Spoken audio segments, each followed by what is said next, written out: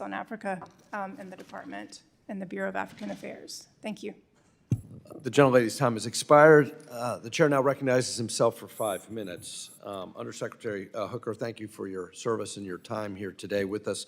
For the past few Congresses, I've led bills restricting outbound investments into Chinese military and surveillance companies. This Congress, Senator Cornyn and I are leading the Fight China Act, which takes both an entity-based and sensitive technology-based approach to outbound investment restrictions and aligns with President Trump's national security memorandum titled America First Investment Policy. Restricting investments into entities and sensitive technologies that threaten the U.S. national security means that these investments could be redirected elsewhere. How should we use outbound investment restrictions to bring ASEAN countries in particular closer to the United States, redirecting investments that have been going from the West into China to other allies and partners in the Indo-Pacific? Thank you, Congressman, for that question.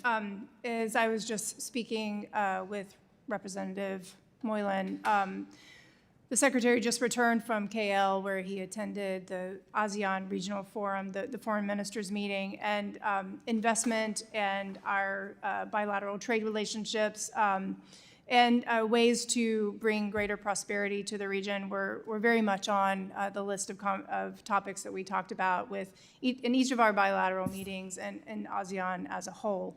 I think this speaks directly to the intention of the reorganization in making sure that our East Asia and Pacific Bureau is empowered to have these kind of conversations with our bilateral partners in the region, and that our ambassadors, who are now even more, also more empowered to use their embassies to engage on these topics, that they'll be able to do so going forward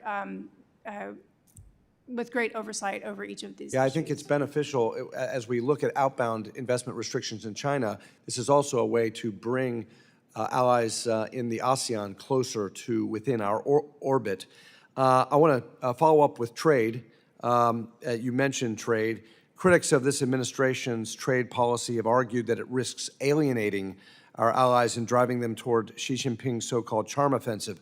But that narrative totally ignores the reality on the ground. This announcement of this Indonesia trade agreement is a great example of how the narrative is inconsistent with the reality. Under President Trump's leadership, we're witnessing an unprecedented level of engagement, negotiation, and strategic alignment with partners across the Indo-Pacific. Far from isolating the United States from these partners, this approach is actually reinforcing our economic and security leadership while ensuring that trade deals are fair, reciprocal, and beneficial to the American worker. Can you speak to that, about how this trade policy is advancing our national security and leading to more, not less, economic integration with ASEAN in particular with this Indonesia deal? Thank you, sir, for that question. You took the words right out of my mouth. We've seen multiple trade deals come through over the past few days. Japan was also announced this morning. The Philippines, following the Oval Office meeting between President Marcos and President Trump yesterday. Trade is just one tool in the toolbox that the president has, and that we're using this around the world. It's not just trade for trade's sake. I mean, the president has been very focused on restoring the American economy, and this is one way to do that. By focusing on trade, including through the use of tariffs as a tool, the president is able to correct trade imbalances, reduce deficits, and basically bring the American worker jobs back to America. But as you said, sir, this is another tool of our foreign policy. One final question about the South China Sea. What form of diplomatic engagement is the department using to support the Department of Defense in the strategic pre-positioning of defensive assets across the Indo-Pacific theater? We've heard about the drawdown of Marines from Okinawa, repositioning in Guam. We do have these EDCA sites in the Philippines, Subic Bay. When can we get back? When can the Navy get back into Subic Bay? And what is the State Department doing diplomatically to help the Department of Defense position assets for deterrence on a Taiwan scenario?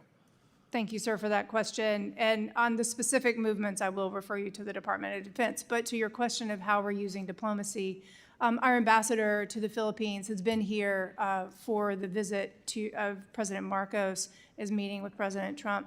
And she detailed to Secretary Rubio and myself this week just the work that she's doing to meet with all representatives. She has the authority of the president to operate in the Philippines, and so she's meeting with all representatives of the Philippine government to ensure that that diplomacy is taking place. And one final comment, that's been the entire purpose, one of the entire purposes of this reorganization, to make sure our ambassadors are enabled and empowered to do just that. Thank you very much. My time has expired.